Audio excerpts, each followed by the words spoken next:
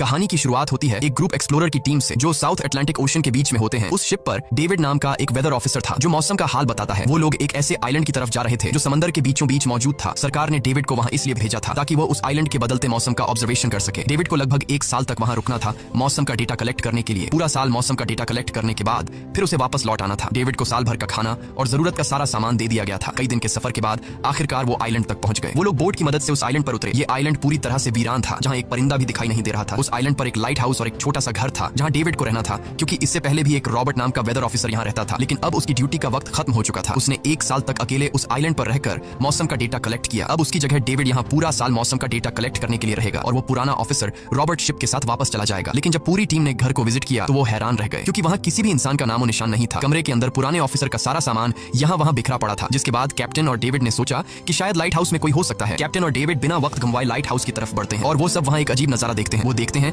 कि पूरा light house तेज और नुकीले लकड़ियों से घिरा हुआ था, जैसे किसी ने जानबूझकर उसे बंद कर दिया हो ताकि कोई भी अंदर न जा सके। जिसके बाद कैप्टन और डेविड ने लाइट हाउस का गेट कई बार नॉक किया, लेकिन अंदर से कोई रिस्पांस नहीं मिला। आखिर में उन्होंने गेट को जोर से धक्का दिया और अंदर घुस गए। लाइट हाउस के अंदर उन्हें एक आदमी मिला जिसका नाम ग्रूनर था। जब उन्होंने ग्रूनर से पुराने वेदर ऑफिसर रॉबर्ट के बारे में पूछा तो उसने जवाब दिया कि वो तो मर गया है। वो समंदर की तरफ गया लेकिन दोबारा कभी लौटकर वापस नहीं आया। ग्रूनर की बातें सुनकर डेविड और कैप्टन दोनों चौंक गए। ये सब सुनने के बाद कैप्टन ने डेविड से कहा, अगर तुम अब भी चाहो तो हमारे साथ वापस चल सकते हो। लेकिन डेविड ने वापस जाने से इनकार कर दिया। डेविड ने सोचा अगर वो सरकार को उस आइलैंड का एक्यूरेट वेदर रिपोर्ट दे पाया तो उसे काफी मोटी रकम मिल सकती है। जिसके बाद कैप्टन ने उसे एक गन दी खुद की प्रोटेक्शन के लिए, और कैप्टन ने डेविड से कहा कि ये जगह मुझे सेफ नहीं दिखाई दे रही, अपना ख्याल रखना। इसके बाद उसे वहीं पर छोड़कर वो सब वापस चल दिए और अब ये दोबारा वापस 1 साल बाद आएंगे। कैप्टन के जाने के बाद डेविड ने घर को थोड़ा सेटल किया, रहने के काबिल बनाया। रात होने के बाद उसे ड्रॉर में एक डायरी मिली जो पुराने वेदर ऑफिसर रॉबर्ट की थी। उस डायरी में आइलैंड के बारे में बहुत कुछ लिखा था। डायरी में एक मिस्टीरियस क्रीचर के बारे में कुछ बातें लिखी गई थी, लेकिन सब कुछ साफ नहीं था, कुछ बातें अधूरी थी। डेविड हर लाइन को ध्यान से पढ़ता गया। उस डायरी में कुछ अजीब तरह के जानवरों के स्केचेस भी बने थे। डेविड को समझ नहीं आया उसने ऐसी पिक्चर्स क्यों बनाई थी। शायद वो अकेला था और टाइम पास के लिए ऐसा किया होगा। डायरी के एक पेज पर पुराने ऑफिसर के वाइफ की फोटो भी लगी थी। डेविड वह डायरी पढ़ते पढ़ते थक गया